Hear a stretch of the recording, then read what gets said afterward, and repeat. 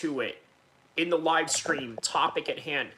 The UFC rejected by the government of Spain. Well, let's ask some questions why. Obviously, we know that Spain is a soccer country. It's what their whole entire economy is built upon. We're talking about Real Madrid, Barcelona, Atletico. The list goes on of all the top pro teams that they have in the Spanish league. Not to mention some of the past players that have played there, such as obviously Ronaldo. I believe David Beckham has even played down there. What about Messi? More importantly, Messi has played down there as well. So it's a very prominent part of their culture, in the particulars, their sporting culture. So what does that have to do with MMA? Unfortunately, it doesn't translate the same as the Irish. For example, one of the goals that the UFC had from the very beginning when it came to Conor McGregor was to attract a soccer stadium-sized audience, which, by the way, you can get through soccer fans. So you got an Irish fighter like Conor McGregor. You got a Spanish fighter, of course, of Georgian descent, like Ilia Topuria. The only difference is that one person is indigenous of the other land and the other isn't. And obviously that's going to be a separate issue and a separate conversation for a different topic. Or is it? Because we can talk about that as well. This is obviously the members only stream where it is literally an uncensored version of what you are going to get in my normal content. And by the way, I'm also going to shoot a video regarding this particular topic. Why did Spain reject the UFC? And I'm going to put more research into that as I sort of work on that video in the current moment of time. But for now, what I'm going to do is present to you an uncensored version of what I'm going to give you usually in my videos or my live streams when I'm covering the fights. So here I am looking at this situation with a soccer-sized audience that the UFC wants. And they got it out of Conor McGregor, and then they got it out of Ilia Topuria. Quenza Chan says, hi, how you doing? Let me know where you guys are from. Coastal Q with a view says help. What exactly do you need help with? That's an interesting question for you to ask. But I hope that whatever help that you need, that you can get it in some kind of capacity. Quinza says, I'm from Indonesia. Okay, awesome. HP says, hi, how are you? Do you follow baseball? Juan Soto says, you know what, Juan?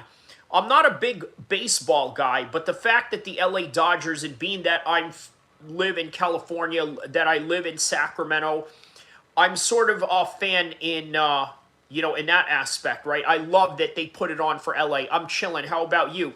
I'm over here talking to you guys when it comes to MMA and getting some good conversation with you guys. And then what did this chat says here?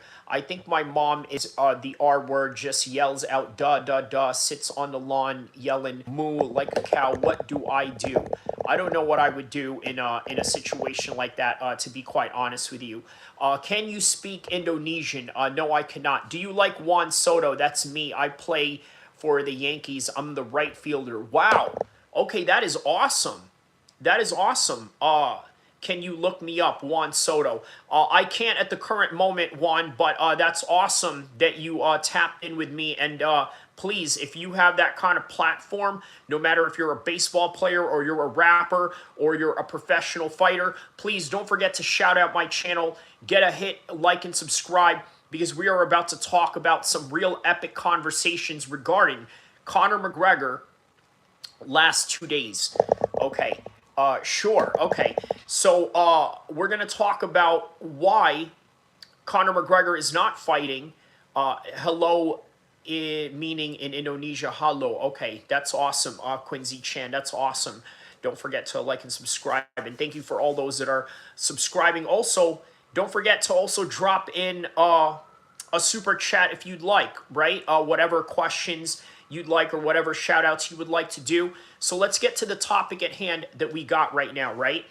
It is regarding Conor McGregor and why he's never going to fight, but also talking about why Spain has now canceled their UFC events and why they don't want to do it anymore. And again, it's all predicated on the reality that Spain is a Spanish soccer football culture, or football as they call it in Europe. So in that matter, they just don't understand the UFC, nor do they understand MMA. In fact, they have a very elementary idea about MMA. How old are you? 39. So the reason why they have a very elementary attitude about MMA is because they're not quite educated on it yet. Now, does Spain offer boxing? Yes, we've seen plenty of boxing fights in Spain all throughout the years. The issue here is that whenever you have a boxing-heavy, soccer-heavy type of culture, and by the way, the United Kingdom is virtually within that same circumference as well at one point. Now they're getting a little bit better with their mixed martial arts community and also their mixed martial arts counterparts when it comes to dealing with, let's say, when it comes to dealing with commissions, dealing with boxing commissions and things of that nature. They're not as primitive as they once were when it came to looking at mixed martial arts, to put it bluntly. And the reason for that is because they understand a sporting culture that is one way, but they don't understand another sporting culture of another way. When you look at mixed martial arts, it's what? A combination of judo, wrestling, jiu-jitsu, karate, Muay Thai, taekwondo, boxing, kickboxing, all combined, right? These are all styles that are combined. So in Japan, it was easy to understand it. Now, is there a judo and jiu-jitsu and maybe even a wrestling element in Spain? Yes, maybe not the wrestling part, but certainly the judo part. But it is a single compository sport of mixed martial arts that is not really integrated in understanding mixed martial arts as a whole. And that's where Spain is at in the current moment of time.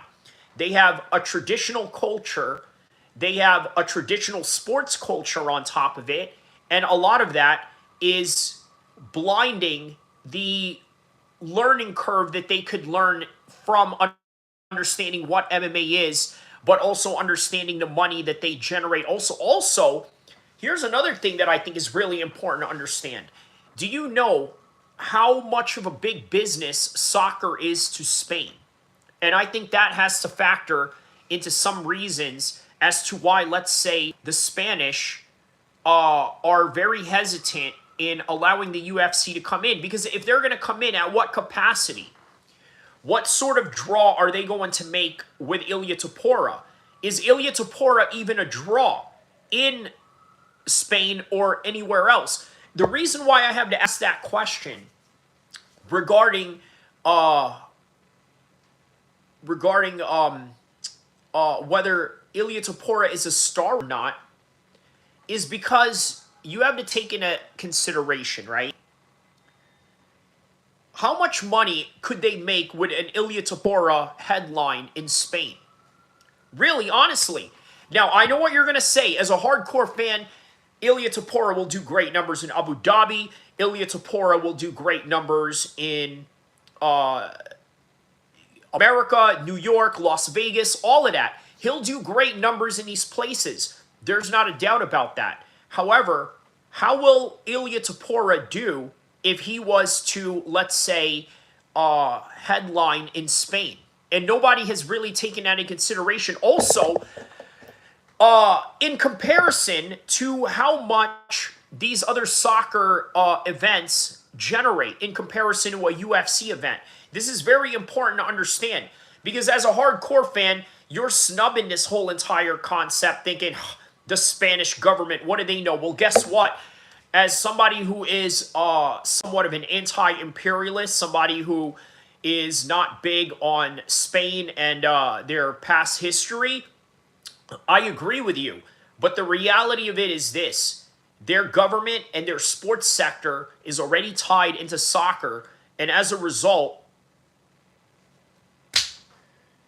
UFC is not a big priority in their calendar.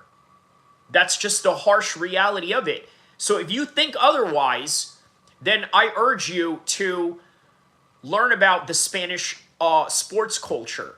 Because if you don't understand anything about the Spanish sports culture, then unfortunately, you're never going to understand why this event is not happening right now. At least not within immediate time. A future where the UFC can potentially go out and do shows in Spain. There's a possibility of that. But not right now. Right now, it is not the reality of its immediate future. Not whatsoever. They don't have the money to generate. They don't have the governmental factors and people educated on the sport of mixed martial arts to legalize it, let alone host an event of such magnitude. And on top of that, it's just an educational matter. They don't have enough education on this particular sport to really give it its thumbs up approval. So the next concept that I think is really important to talk about in this particular matter, okay? I think that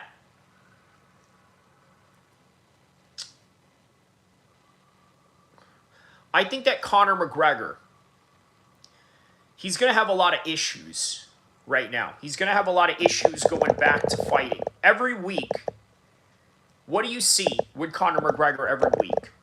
Check my ring camera for a second, just making sure that it wasn't the bad guys. But anyways, what do you notice about Conor McGregor every week? He's partying every week, right?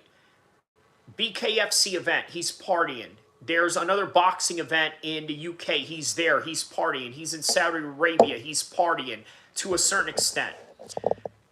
Where is the time for training? Now, a lot of people are citing, you know what? Go out and live your best life. You've won. Conor McGregor has literally won in life.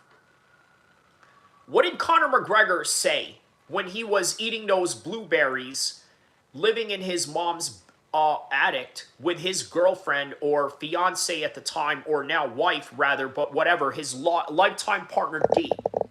What did he say? He said, when I retire, I'm going to be a fat man because I'm just going to eat all day. He also said that I'm going to retire from the game. I'm not going to let the game retire me. This is a Conor McGregor whose whole entire faculty is intact, okay? His whole entire brain is working. His whole entire reasonable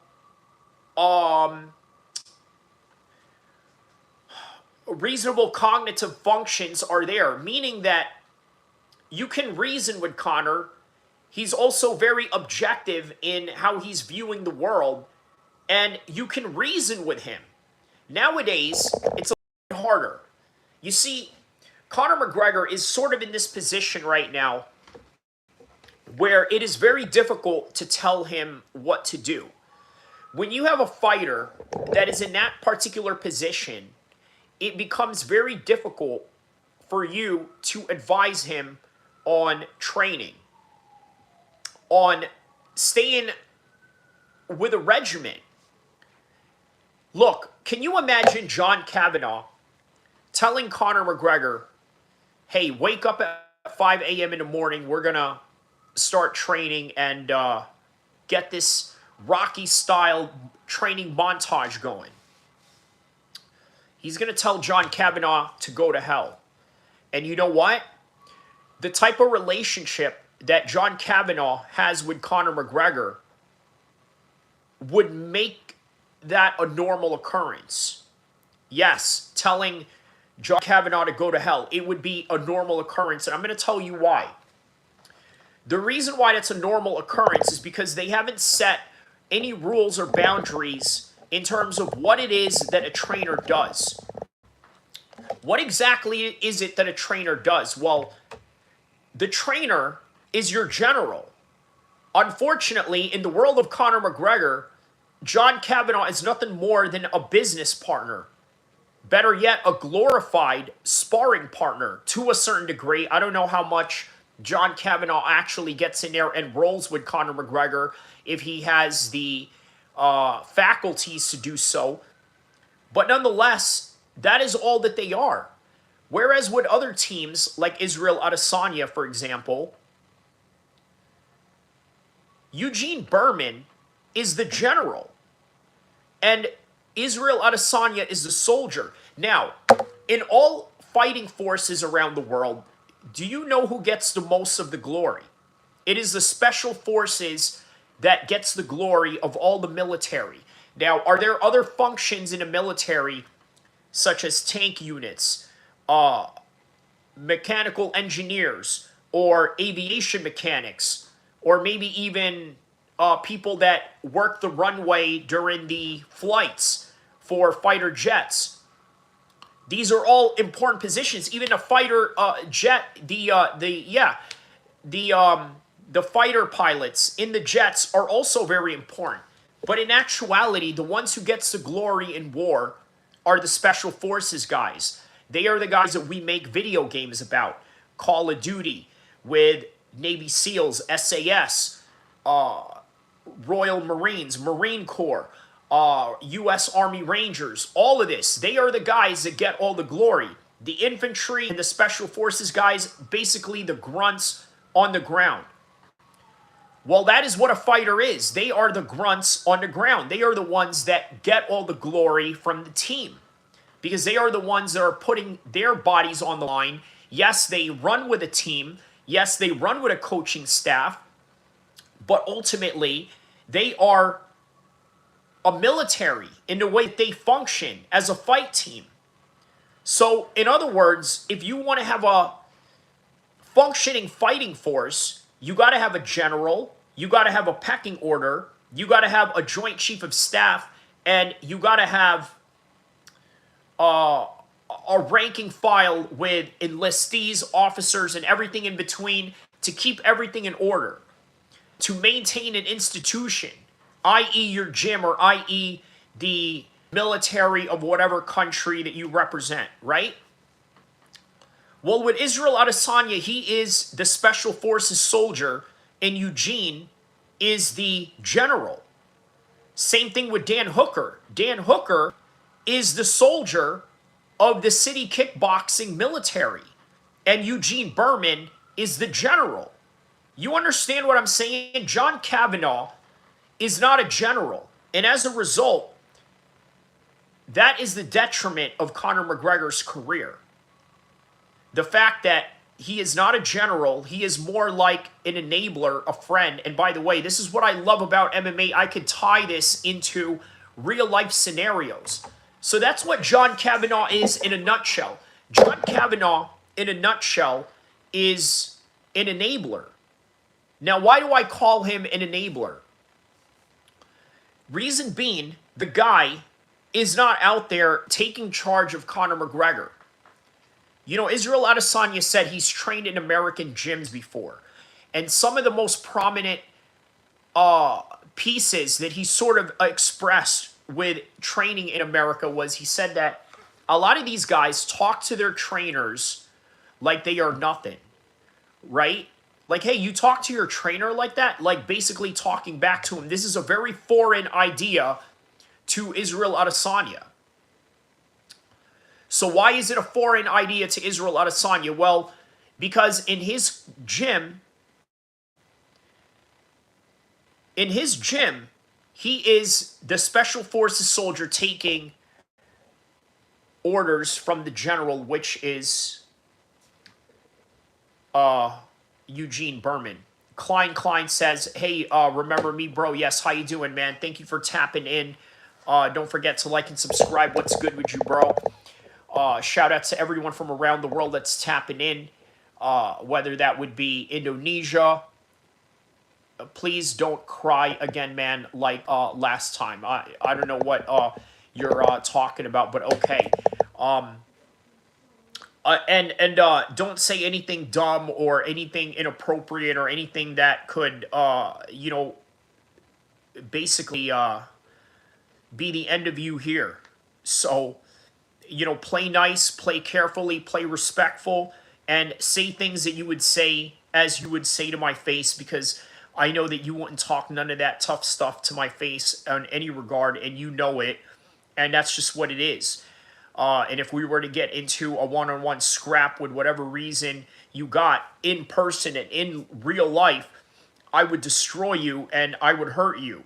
So please don't say anything dumb. And shout out to the City Life Projects right here tapping in.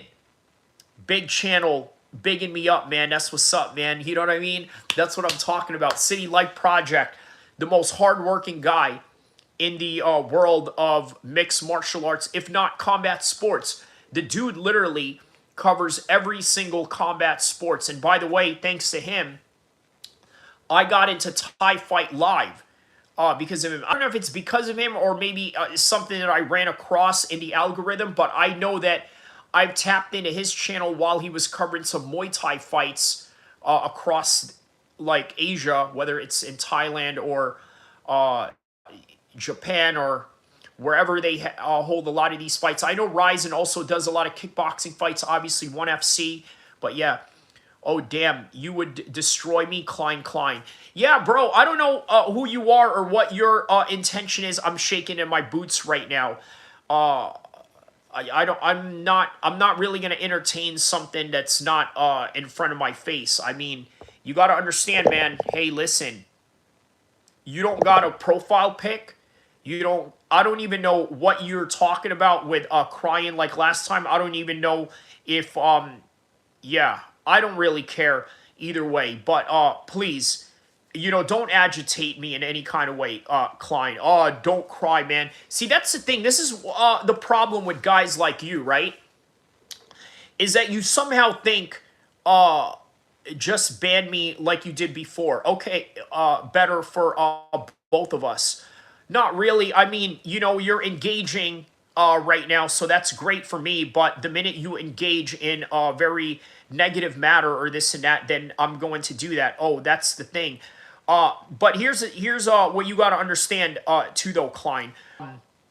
Just because somebody is calling you out on something, it has nothing to do with crying. It has nothing to do with sobbing or anything like that. It has absolutely nothing to do with that. It's just calling you out of whatever. Whether it's your intention to troll, whether it's your intention to talk smack. With your 4 subscribers, I'm happy I could engage. You need it, by the way. That's again, that's your own little insecurities that you need to do right now because of like bringing this up for whatever reason to make you feel better about yourself. I mean, you're a guy that doesn't have a profile pic. You're a guy that I don't even know is real. I don't even know if you're a bot. I mean, obviously you're a real person, but there seems to be a lot of things that you're hiding at. You don't have any particular videos that I could, somehow look at and say, hey, okay, this is the guy that I could identify. So if I ever see him in California, then, I could give him a California welcome. Oh, damn, I'm getting destroyed. It's not about getting destroyed. This is not about getting destroyed. Destroyed is, hey, you know what? Come pull up at this gym and come scrap with me, and then let's find out who is who, right? That's being destroyed. Okay, if you actually showed up at a gym and come and spar with me so that I could actually destroy you, that's being destroyed. This right here is not being destroyed. Watch, I'm going to pull up to California, he says. Oh, well, I hope you do, because this is literally what I live for. I literally live for war, and I live for combat, and I live for you won't last 2 seconds. In what condition exactly are you talking about, Klein?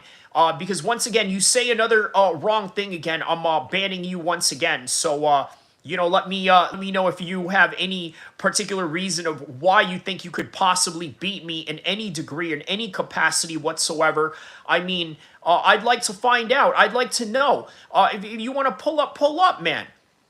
I'm not hard to find. I'm in Sacramento, California.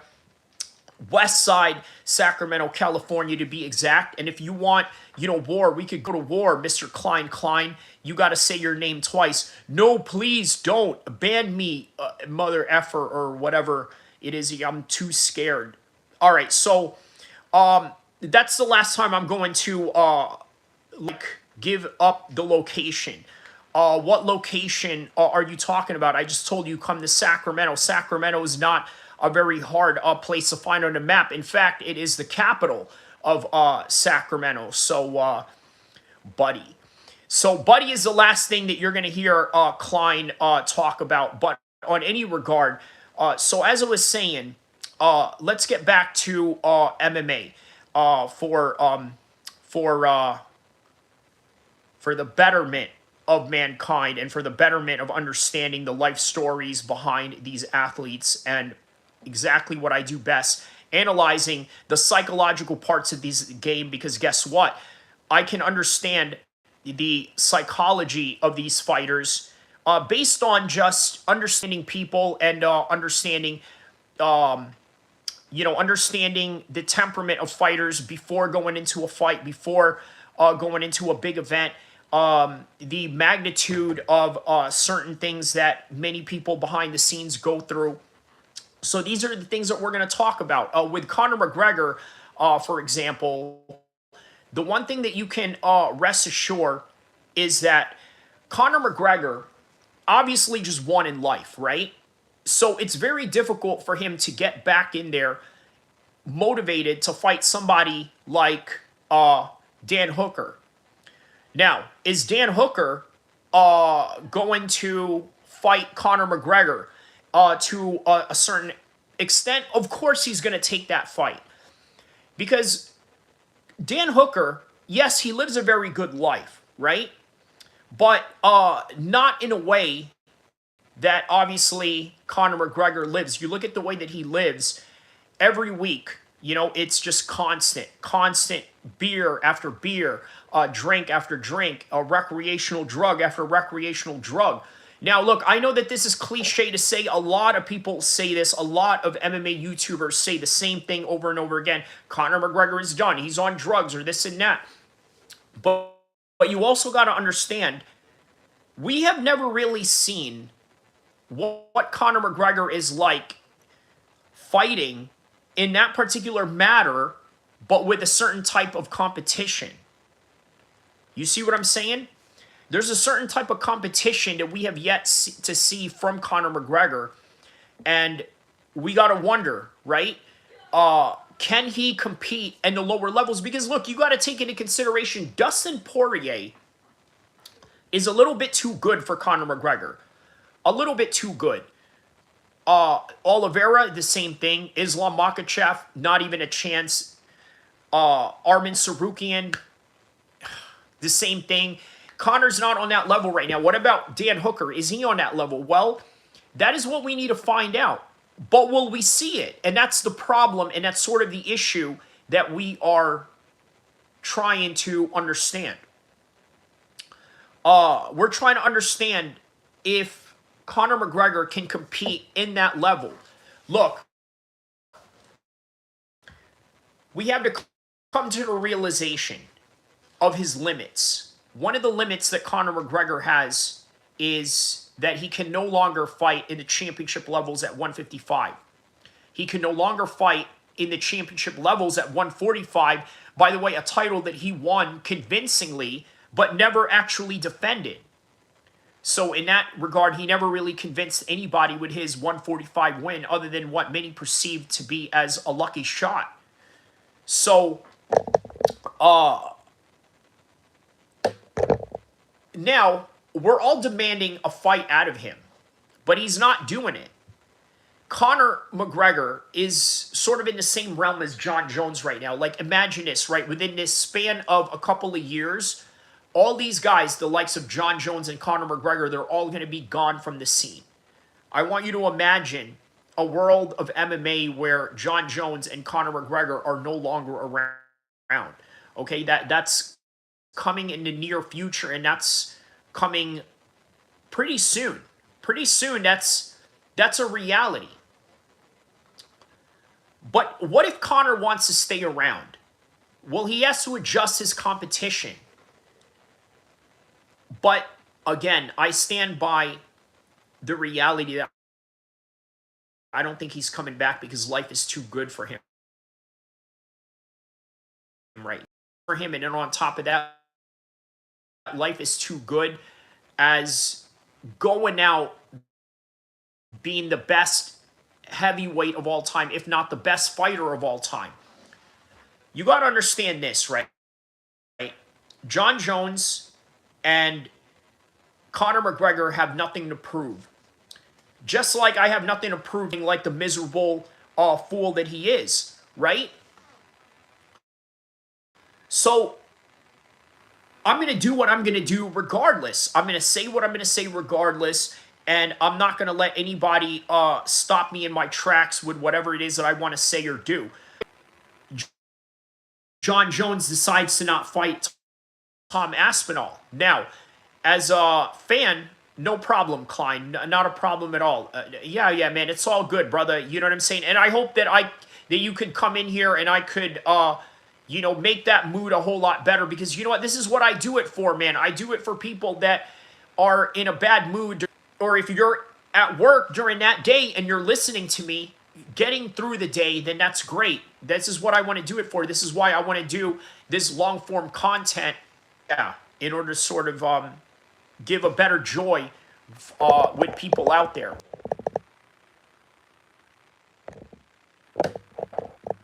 There we go. All right, better connection now. So, yeah, I want to get through. Yeah. All right. Well, that's okay. That's your own thing, I suppose. I understand you, man. Yeah. Thank you, man. Thank you. That's all that I'm trying to do, is trying to help people get through their day, especially if they are mixed martial arts combat sports enthusiasts. And that's my personal goal. Yeah, awesome. All right, well, I suppose that's your personal goal. I don't know where the no whatever November come or whatever, but yeah. But a lot of people are going to criticize John Jones for not going into the fight with Tom Aspinall. Also, a lot of people are going to criticize Conor McGregor for never coming back and fighting again.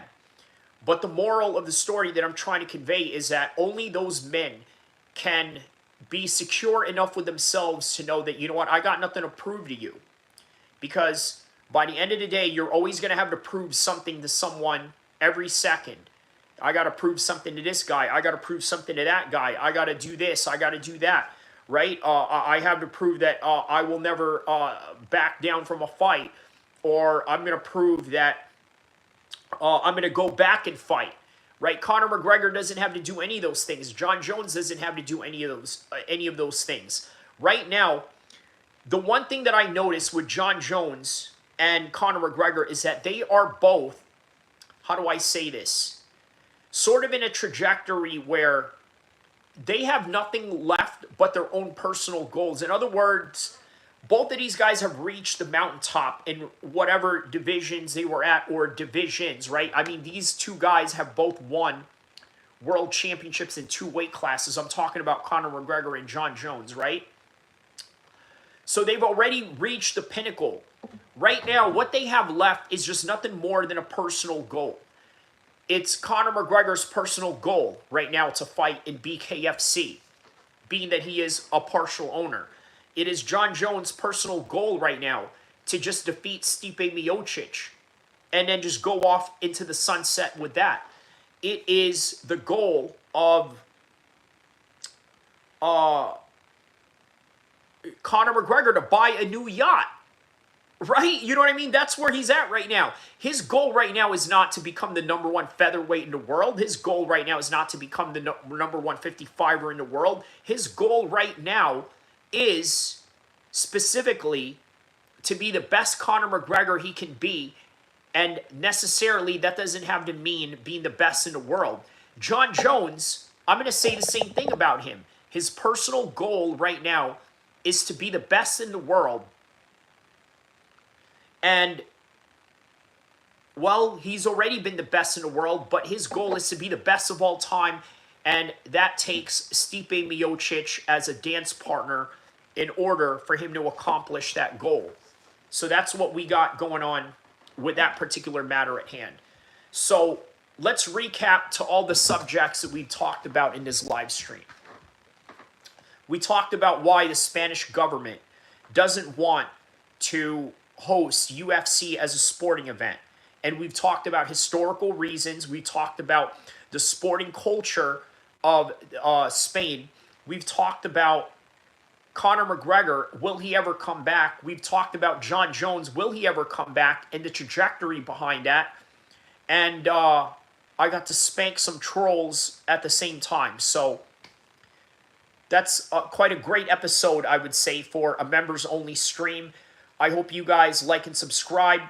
And I'm going to do a bonus content right now because I want to talk about Little Dirk. As you guys know, Little Dirk right now is facing federal indictments. Okay, and I saw a few people left after I talked about Little Dirk, but that's okay. I already got the views that I sort of wanted to intend to get out of this live stream. So for now, I'm just going to talk about what I want.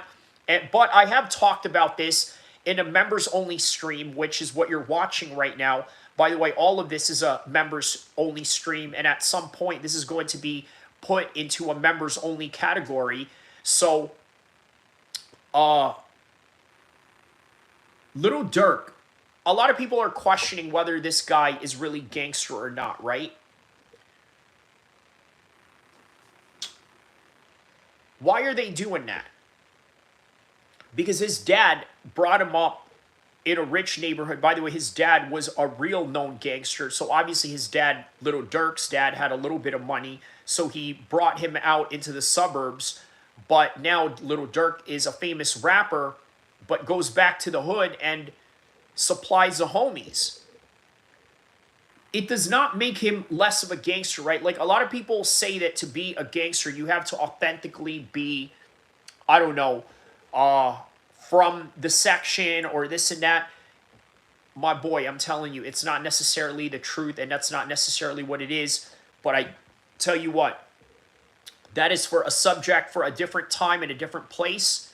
For now, that is all the content that I have. I hope you guys enjoyed this members only stream. Don't forget to like and subscribe. I will see you guys in the next content.